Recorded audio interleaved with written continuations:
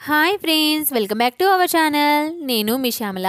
ఈరోజు మన యుక్తి కిచెన్లో ఇవాల్టి రెసిపీ వచ్చేసి సండే స్పెషల్ చేపల పులుసు అయితే ప్రిపేర్ చేస్తున్నానండి. నేను చెప్పిన విధంగా చేపల పులుసు తయారు చేసుకోండి, చాలా చాలా టేస్టీగా ఉంటుంది.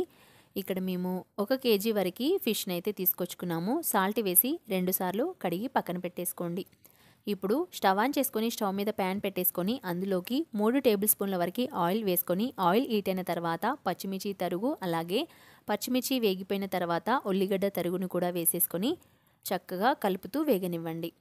ఈ విధంగా కలుపుతూ ఒక 1 మినిట్ పాటు చక్కగా పచ్చిమిర్చి అలాగే మనం వేసిన ఉల్లిపాయ ముక్కలు అనేవి వేగిపోవాలండి. ఇలా చక్కగా ఫ్రై అయిపోయిన తర్వాత ఇప్పుడు మనం ఇందులోకి ఫ్రెష్ జింజర్ గార్లిక్ పేస్ట్ ఒక 1 టేబుల్ స్పూన్ యాడ్ చేసేస్తున్నాను. ఇందులోనే పసుపు వచ్చేసి 1.5 టేబుల్ స్పూన్ అయితే వేసేస్తున్నానండి. అంతా కూడా పచ్చివాసన పోయేంత వరకు చక్కగా ఆయిల్లో ఫ్రై అయ్యేలాగా కలిపేసుకోండి. చూస్తున్నారు కదా, ఈ విధంగా ఆయిల్లో అంతా కలిసేలాగా కలుపుకోండి. ఇలా మొత్తం అంతా కలుపుకున్న తర్వాత చూస్తున్నారు కదా, ఈ విధంగా మొత్తం అంతా కలిపేసుకున్న తర్వాత ఇప్పుడు మనం ఇందులోకి ఫిష్ ముక్కల్ని యాడ్ చేసేసుకుందాం. మనం కడిగి తీసుకున్న ఫిష్ని ఇందులోకి యాడ్ చేసేసుకోవాలి. మీకు నీచు వాసన అనేది రాకుండా ఉండాలంటే ఇక్కడ మీకు ఒక టిప్ చెప్తానండి. ఫిష్ని కడిగేటప్పుడు ఒక చెక్క నిమ్మరసాన్ని కూడా వేసేసుకొని నిమ్మరసాన్ని పిండిన తర్వాత కూడా ఒకసారి వాష్ చేసేసేయండి. ఫిష్ అనేది నీచు వాసన రాకుండా ఉంటుంది.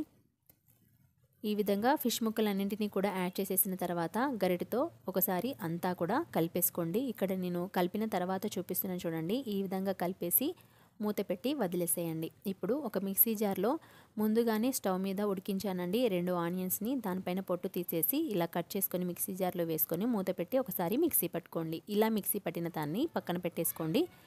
ఇప్పుడు చూపిస్తున్నాను చూడండి, మూత తీసి మనకి ఫిష్ అనేది చక్కగా ఫ్రై అయిపోయింది. ఇప్పుడు మనం ఇందులోకి స్పైసెస్ని యాడ్ చేసేసుకుందాం.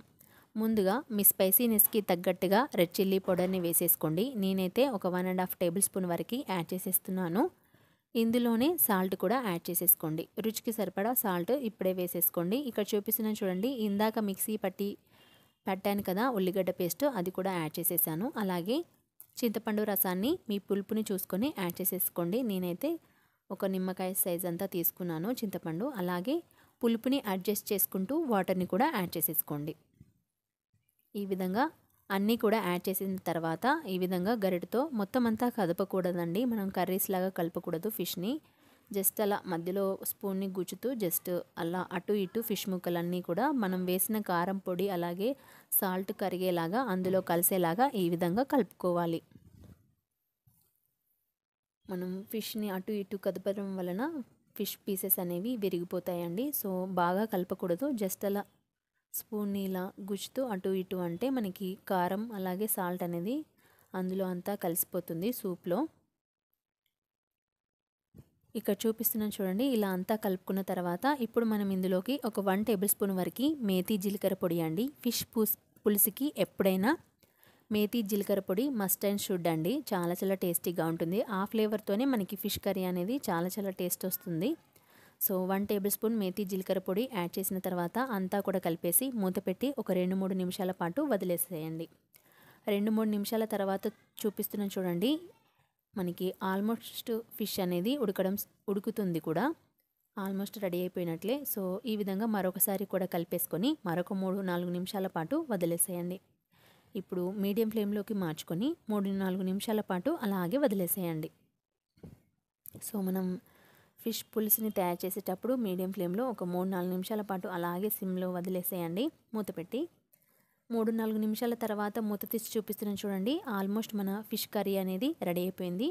లాస్ట్లో ఇలా కట్ చేసుకున్న కొత్తిమీర అలాగే ఒక 2 టేబుల్ స్పూన్ల వరకు ధనియా పౌడర్ని వేసేసుకోండి. ఇలా అంతా కూడా యాడ్ చేసేసుకున్న తర్వాత మరొకసారి నేను చెప్పిన విధంగా జస్ట్ అలా కలిపేసుకొని మరొక 2 నిమిషాల పాటు మూత పెట్టి అలాగే వదిలేసేయండి మీడియం ఫ్లేమ్లో. సో ఈ ఫ్లేవర్స్ అన్నీ కూడా ఫిష్ ముక్కలకి పట్టేసి చాలా చాలా టేస్టీగా ఉంటుంది. అలాగే నేను చేసిన సూపు కూడా చాలా చాలా టేస్టీగా ఉంటుందండి. ఒకసారి అయితే ట్రై చేసేసేయండి. ఇలా మొత్తం అంతా కలిపేసుకొని మూత పెట్టి మరొక 2 నిమిషాల పాటు వదిలేసేయండి. అప్పుడే మనకి ఫిష్ కర్రీ అనేది రెడీ అయిపోతుంది. సో మూత పెట్టి వదిలేసేస్తున్నాను 2 మినిట్స్. 2 నిమిషాల తర్వాత మూత తీసి చూపిస్తున్నాను చూడండి. మనకి ఫిష్ కర్రీ అనేది రెడీ అయిపోయింది. ఒకసారి అంతా కూడా కలిపేసుకోండి. చూడండి సూప్ కూడా చక్కగా వచ్చేసింది. సో స్టవ్ ఆఫ్ చేసేసుకొని వేరొక ప్లేట్లోకి వేసుకొని సర్వ్ చేసేసుకోండి. చూసారు కదా, ఫిష్ కర్రీ అయితే రెడీ అయిపోయింది.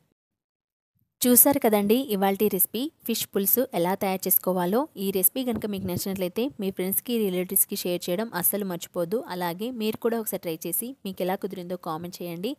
మరిన్ని వీడియోల కోసం మన ఛానల్ని సబ్స్క్రైబ్ చేసేసుకోండి. Thank you for watching.